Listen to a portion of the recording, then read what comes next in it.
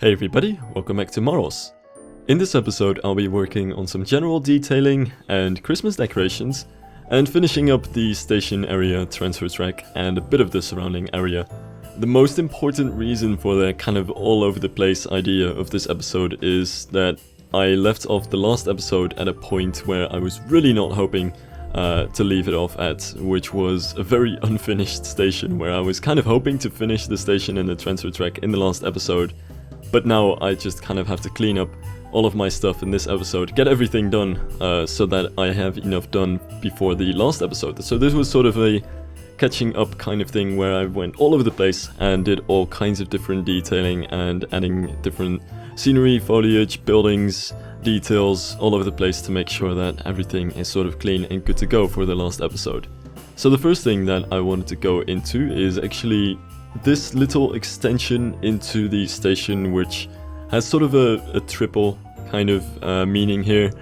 For one, it's an extension to the station, since I felt the station was very small in terms of mass. It just kind of felt like a small roof, a small tower, and just sort of left it at that. And I figured I could add a small extension to it and actually give it a bit more body. But also, this is a pretty good cover for the train before it enters the station. This should actually be where I have my block brakes located, so that when you are waiting, you can actually wait underneath a little cover over here. It doesn't mean that much, but it's also a cover for the bridge that runs underneath it. So there's another function for it, since I wanted to get some sort of cover to fill up this gaping hole that is pretty much made up of the path going underneath the coaster here.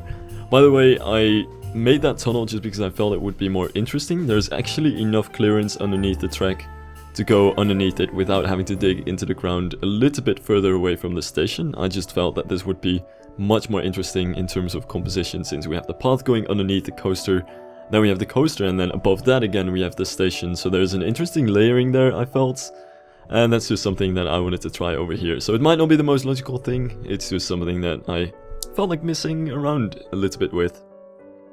So that's pretty much that addition. It's nothing too complicated, and here you can really see that I was able to save some time by taking the pieces that I made earlier on and by having them really become these pieces that you can reuse in different kinds of ways. They're very modular in that sense. I can at least reuse them and save some time in these episodes. That doesn't go, however, for this spire here.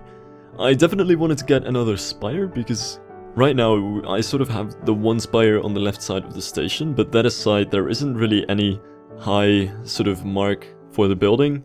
And now when I added that large sort of horizontal part with the bridge cover, it felt like it was a bit too boring, and especially, you know, houses like this are sometimes quite overused and a bit sugar-coated. So I wanted to try and make a new tower, a bit smaller and a bit simpler, and actually based off of the idea of the tower that I had earlier on, just with a different top and with a different bottom. So here I'm decorating the top with all of these different pieces, which, if you give them all the same, or generally the same looking colors, you can mix all of these different wooden, gingerbread and Christmas decoration pieces in so many amazing ways. And definitely in this sense, the Christmas update has been really what I've been looking for, in extremely small details that you can use to just add that little bit of oomph to any kind of spire or tower that you're looking for. So this was just more of a experimentation with that.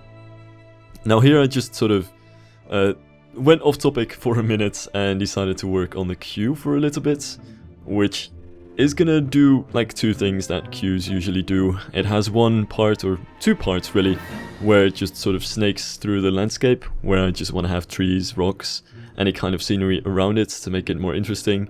And then it has a very small part where it snakes around.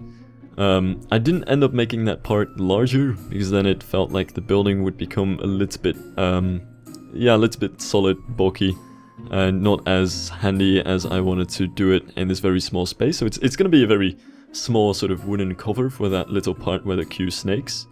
But I think that'll provide some interesting little scenes over here with the pond, the coaster, and then the future roof over that small snaking part of the queue. It all sounds a little bit weird, but basically what I was imagining at this point is that from the queue underneath that building, there is a great, very small sight line onto the coaster, where you see the coaster sort of loom up in the distance over that little pond. But from the other side, from the coaster side, I think the hut will also look quite nice, with having the roof over the queue on the side of the lake.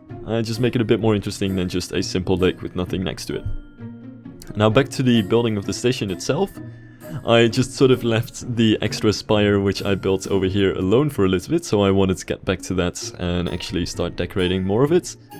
And so the first thing that I wanted to get into is actually make the posts that hold up the roof. I just took the same balustrades to keep that all the same within the building, but I definitely wanted to switch up the kinds of posts that I'm using, especially since I needed to look for a new size here.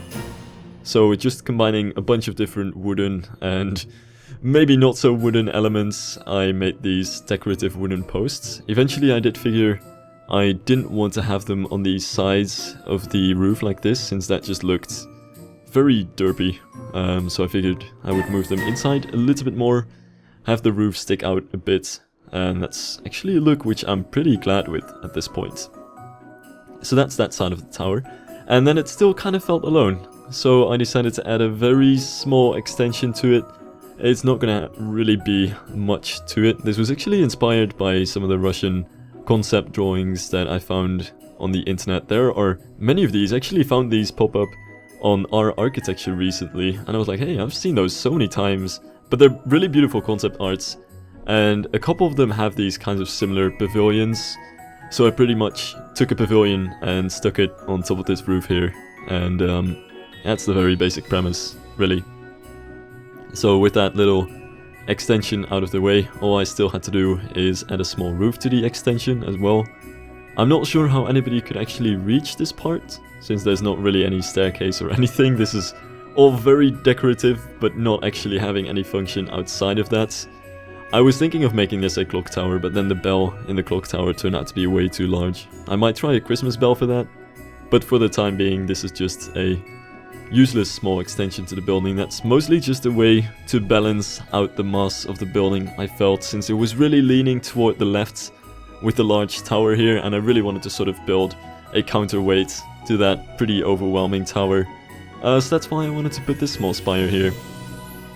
Now with that done, the station building is almost done, and you can probably see now that there aren't many unfinished bits. Maybe some lamps here and there, some planters to dress it up a bit, and of course Christmas lights. But that aside, the station is pretty much done at this point. So I wanted to get into some of the decorations here around the station to kind of get a feel for what the entire area around it would look. So I went into a couple of fences over here, bit of rock work, bit of foliage, keeping it very simple, you know. I don't want to add any flowers or anything that you would need summer for, but I still wanted to make it somewhat light. So with a little bit of variation between the types of rocks and the types of foliage, I feel like there is still a wintry enough feel to it, while at the same time keeping it a bit more colorful. It's one of the ways in which I'm trying to get around the fact that, you know, there are only 2 trees available in the winter theme, and they both look more or less identical, and that's really a big challenge when it comes to foliage, is how do you actually make a foliage palette which is interesting to look at, which is flexible and has a lot of variety in it with just 2 trees. And I think because of that, I'm actually focusing a lot more on the ground shrubbery and the rock work to balance out the very simple color palette of the trees that I have here. Which is also kind of why I started using this brownish rock, because even though it's very light and it's maybe a bit too brownish, it does look a bit like the rocks that you would see around like Northern Europe, and it's just a way to get a bit more color in, especially the color blue or generally white. For me, is a pitfall with a winter theme, since it very easily becomes overwhelming and there's no real contrast to speak of. So I really wanted to get as much color in with the rock work and with the ground shrubbery as I can to, well, to get rid of that overwhelming presence of white. You can kind of see it in the ground textures as well. I painted a bit of soil around the rocks and underneath the coaster track, so you kind of have the idea of the snow being degraded in some places, or less thick where it doesn't really have as much place to settle, so hopefully that'll all end up blending together very nicely. speaking of blending, again, this little bush that I just placed right here is still one of my favorite bushes. It's like the desert looking grass, and I'm pretty sure it's also supposed to be desert grass. But what N7 once said about the beach grass in Roller Coaster Tycoon 3, that it's an amazing way of blending foliage together because it just adds those couple little models of foliage in between otherwise empty areas. And it's that kind of thing which I think this bush does really well. So usually wherever I have rock work or wherever I sort of have the border between the trees and an open area, I love to use these kinds of dry bushes to kind of blend everything together. So you can probably see this a lot more in the snow here, because I decided to still use these bushes even though there's snow, of course, and the snow just makes them pop out a little bit more and be a bit more obvious than they would be in the grass, but it's still something that I quite like here. Now finally, well, not really finally, but I wanted to finally, I suppose, because it's been taking a while to get to this, I wanted to get to the decorations on the station and actually give it a Christmas feel to it. So far I didn't really have any Christmas decorations on top of it, none of the typical lights or plants, and I desperately wanted to change that, so one of the first things that I got into is actually put a bunch of planters around these things, and well, a tree, I suppose, a couple of trees over here as well. But after doing all of these trees, I'm going back again to the station and doing a lot of the lights. And the lighting turned out to be a bit challenging, but definitely something that was a lot of fun to do as well, and something that, I don't know, I think it adds to the station at night. I'm not so sure about day though, because they do kind of pop out at day and kind of just look like an eyesore, because, you know, you don't need them at day anyway. But still, it's something which has to add to the Christmas feeling. So at that point I was just very quickly testing it to see how it would go, because the second thing that I sort of wanted to get into here is spotlights. So far I just have like some simple lanterns and some simple hanging lights in those hedges, but I didn't have anything to light up the entire building itself.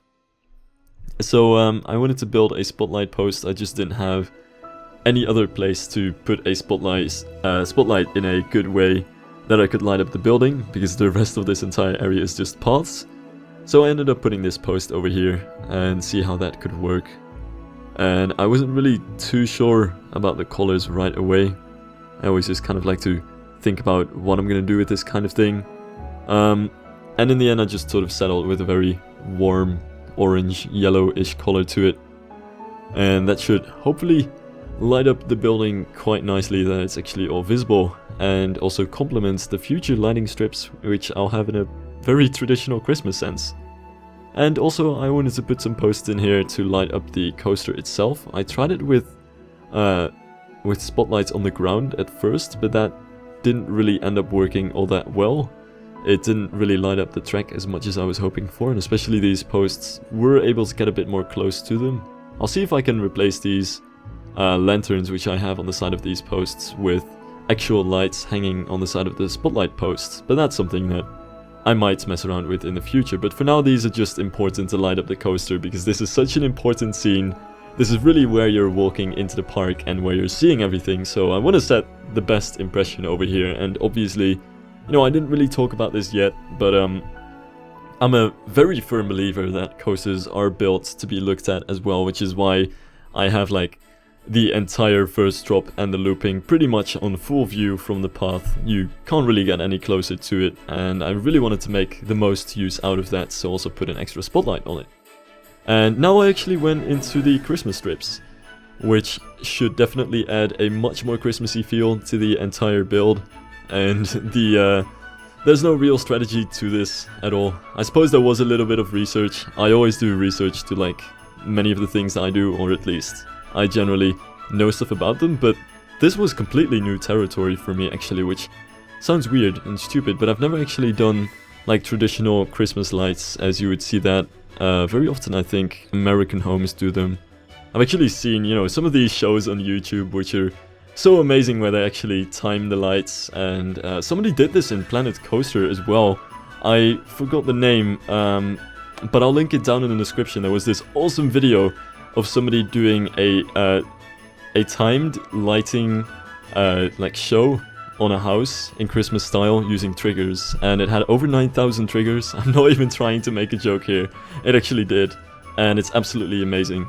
I'm not doing that kind of thing here, but I wanted to light up the building so that we actually have a bit of a Christmas feel to it, so that's what I'm doing here. And also some of the spotlights are kind of slightly strategically placed, because these light strips don't actually have like any ambient light to them. They're just a strip of light, but they don't actually light up their surrounding area, so I wanted to also focus some spotlights in the area around those pieces and actually kind of make it look as if they are glowing, and as if they are sort of glowing around the area of the roof which they're placed on. And in some places I just had to place spotlights on the roof itself just to light up certain areas of the building and not leave them in the dark.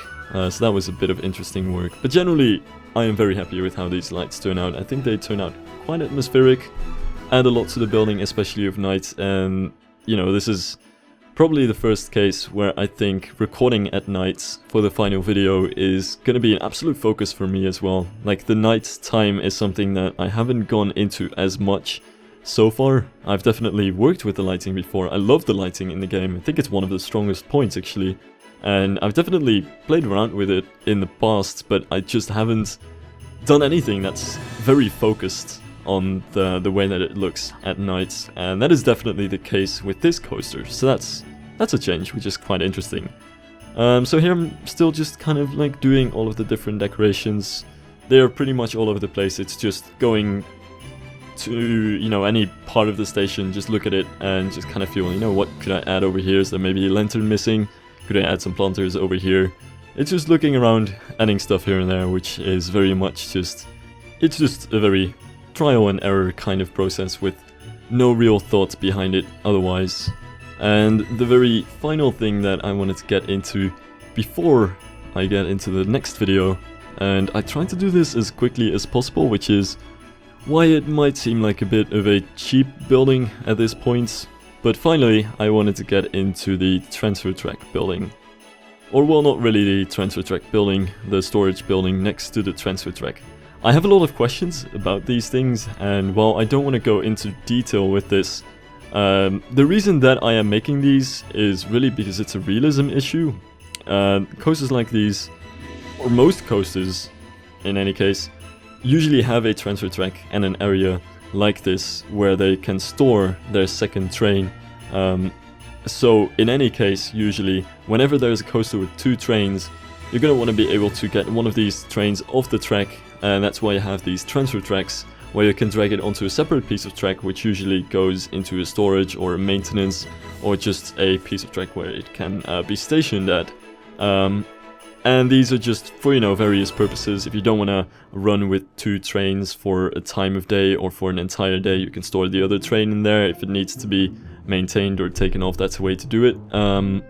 And that's just, I personally want to add these things because it sort of gets rid of any necessary potential suspense of disbelief that you would need. So basically, if you're riding this coaster in Planet Coaster, it could feel like it's an actual real coaster because the track looks like a B&M, the bolts are there, the speed is good, the layout is good. Well, I don't want to exactly say that, but you know what I mean.